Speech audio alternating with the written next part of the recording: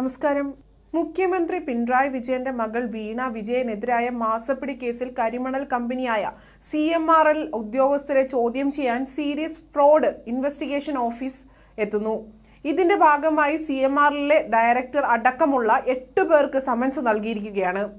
ഈ മാസം 28, 29 തീയതികളിൽ ചെന്നൈയിൽ ഹാജരാകാനാണ് നിർദ്ദേശം നൽകിയിരിക്കുന്നത്. അതേസമയം അറസ്റ്റ് തടയണമെന്നാവശ്യപ്പെട്ട് CMRL ഡൽഹി ഹൈക്കോടതിയിൽ ഹർജി നൽകിയിട്ടുണ്ട്. വീണയുടെ ഉടമസ്ഥതയിലുള്ള എക്സാലോജിക് സൊല്യൂഷൻസിന് ചെയ്യാത്ത സേവനത്തിന് CMRL കമ്പനി പ്രതിഫലം നൽകിയെന്നാണ് ആരോപണം ഉണ്ടായിരിക്കുന്നത്. ഇതിലാണ് SFIO അന്വേഷണം നടക്കുന്നത്. പ്രതികൾ കുറ്റക്കാരാണ് എന്ന് തെളിഞ്ഞാൽ അറസ്റ്റ് ചെയ്യാൻ പോലും അധികാരമുള്ള ഏജൻസിയാണ് SFIO. കോർപ്പറേറ്റ് മന്ത്രാലയത്തിലെ ഏറ്റവും ഉയർന്ന ഉദ്യോഗസ്ഥർ അടങ്ങിയ 6 അംഗ സംഘമാണ് കേസ് അന്വേഷിക്കുന്നത്. എക്സാലോജിക്കിലെ ജീവനക്കാർക്കും സമൻസ് നൽകിയതായി റിപ്പോർട്ടുകളുണ്ട്. നേരത്തെ SFIO അന്വേഷണം സ്റ്റേ ചെയ്യണമെന്നാവശ്യപ്പെട്ട് എക്സാലോജിക് കർണാടക ഹൈക്കോടതിയെ സമീപിച്ചിരുന്നു. SFIO കേന്ദ്ര കോർപ്പറേറ്റ് കാര്യ മന്ത്രാലയം എന്നിവരെ എതിർകക്ഷികളാക്കി നൽകിയ ഹർജി കോടതി പക്ഷേ അംഗീകരിച്ചിരുന്നില്ല. അന്വേഷണം നിർത്തിവെക്കണമെന്നാവശ്യപ്പെട്ടായിരുന്നു വീണയുടെ കമ്പനി ഹർജി സമർപ്പിച്ചിരിക്കുന്നത്. KSIDC നൽകിയ സമാന ഹർജി കേരള ഹൈക്കോടതിയും അനുവദിച്ചിരുന്നില്ല. 2016-17 മുതലാണ് എക്സാലോജിക്കിന് കർത്തായുടെ കരിമണൽ കമ്പനി അക്കൗണ്ട് വഴി പണം കൈമാറിയത്. IT അനുബന്ധ സേവനത്തിനാണ് പണം നൽകിയതെന്നാണ് CMRLന്റെ എക്സാലോജിക്കിന്റെയും വാദം.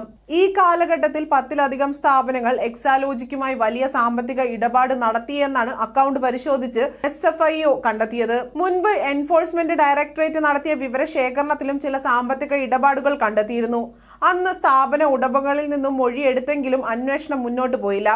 ഈ വിവരങ്ങളും SFIOക്ക് കൈമാറിയിട്ടുണ്ട്. CMRLന് കരിമണൽ ഖനനവുമായി ബന്ധപ്പെട്ട് അനധികൃതമായ അനുമതി നൽകിയതിന് പകരമായാണ് വീണ വിജയന്റെ ഉടമസ്ഥതയിലുള്ള എക്സാലോജിക്കിന് പണം നൽകിയത് എന്നാണ് ആരോപണം. പണമിടപാട് അന്വേഷിക്കാൻ ജനുവരി 31-നാണ് SFIO അന്വേഷണ സംഘം രൂപീകരിച്ചത്. അന്വേഷണം പുരോഗമിക്കുന്നതിനിടെയായിരുന്നു SFIOയും അന്വേഷണം ആരംഭിച്ചത്.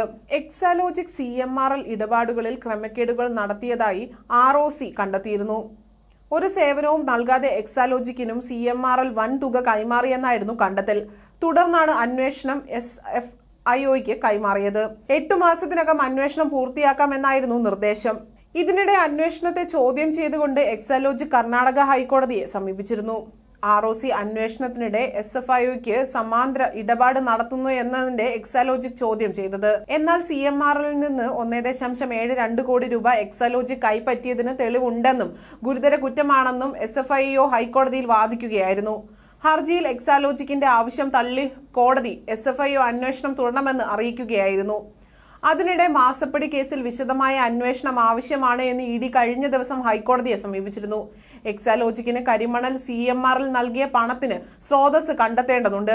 CMRLന്റെ കണക്കുകൾ പലതും കൃത്രിമമാണ് എന്നും ED കോടതിയെ അറിയിച്ചിരുന്നു.